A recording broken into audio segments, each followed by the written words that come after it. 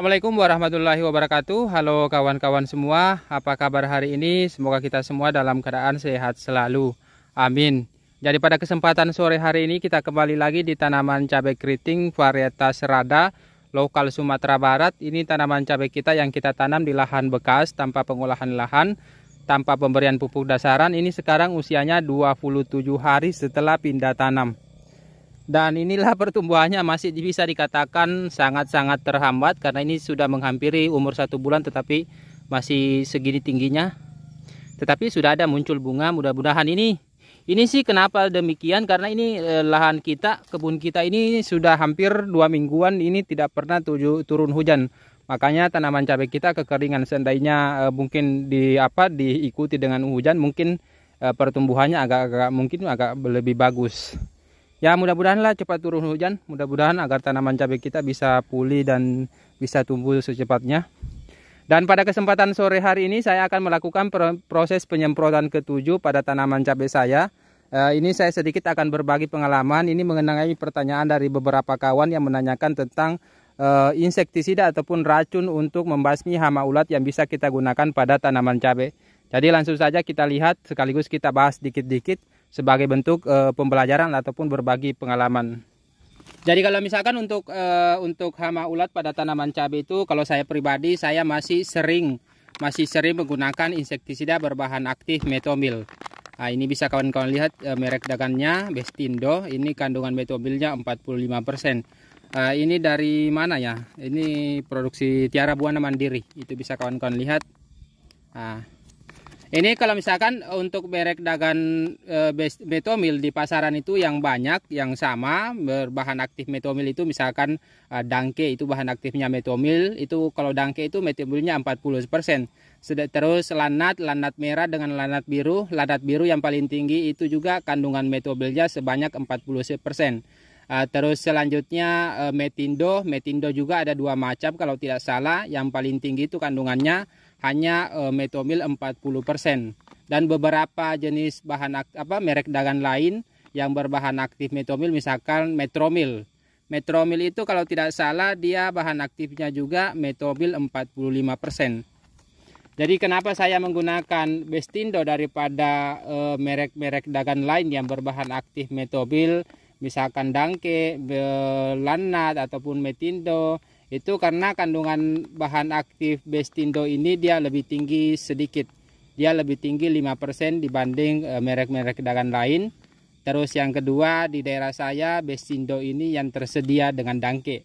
Kalau untuk bahan aktif metomil di daerah saya itu hanya 2 tersedia, ada yang berbahan merek dagan Dangke dengan Bestindo. Jadi saya pilih Bestindo karena kandungannya tinggi dan harganya lumayan lebih murah dikit dibanding Dangke. Tapi kalau misalkan untuk hama ulat itu bukan hanya bahan aktif metomil yang bisa kawan-kawan gunakan. Jadi banyak sekali bahan aktif yang bisa digunakan untuk untuk membasmi hama ulat, khususnya hama ulat gerayak pada tanaman cabai.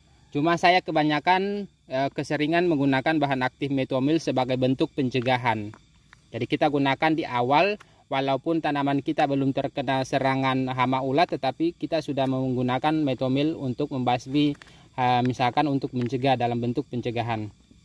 Kalau misalkan untuk pembasmian hama ulat itu, kalau saya pribadi juga saya kadang menggunakan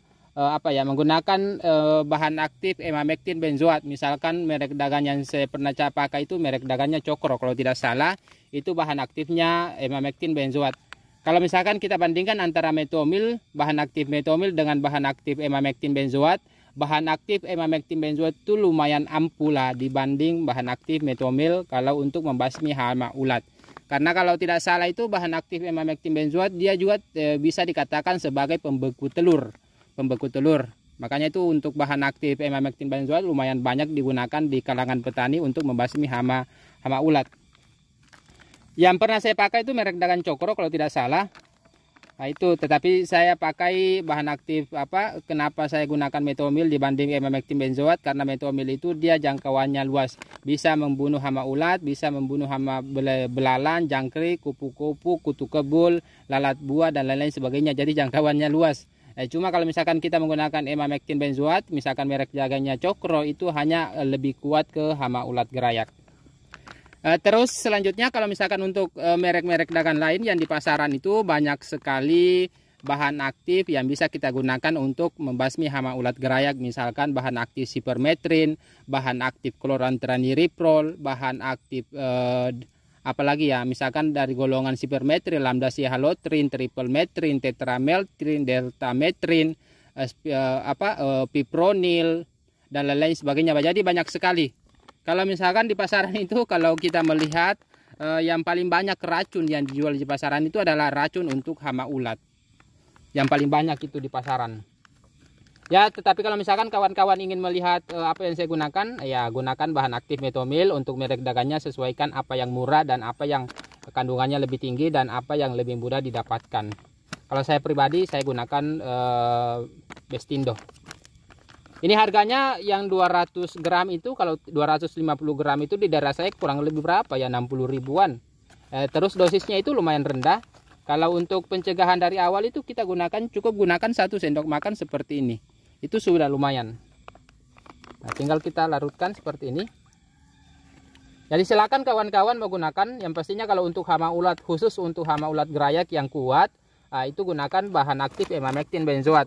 Tetapi kalau misalkan di samping membunuh hama ulat, juga untuk hama hama lain, misalkan lalat buah, jangkrik, belalang dan kutu kebul, itu bisa gunakan bahan aktif metomil. Terus selanjutnya ini untuk fungisidanya, kita menggunakan fungisida berbahan aktif Mancozeb. Ini kita pakai merek dagang Ditan dari Corteva. Ini untuk mencegah berbagai macam jenis penyakit juga. Tapi untuk Ditan ini hanya bisa digunakan untuk pencegahan. Terus selanjutnya kita gunakan 1 sendok makan Profit hijau untuk pupuk daunnya. Pupuk daunnya ini 1 sendok makan.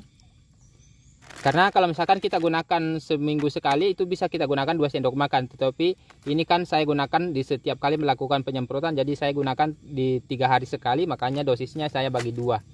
Sama halnya dengan asam amino ini Ambition, dosisnya juga sekian. Jadi untuk penggunaannya, kalau misalkan kita gunakan seminggu sekali, itu kita gunakan 2 ml per liter. Tetapi kalau misalkan kita gunakan di setiap kali melakukan penyemprotan, yaitu 3 hari sekali, ya kita cukup gunakan 1 ml per liter. Agar akumulasinya itu tetap sama. Kalau misalkan kita gunakan per 3 hari dengan per minggu, akumulasinya tetap sama. Terus terakhir perekatnya kita gunakan juga 1 ml per liter. Lalu kita aduk dan akan kita masukkan ke dalam tangki penyepraian.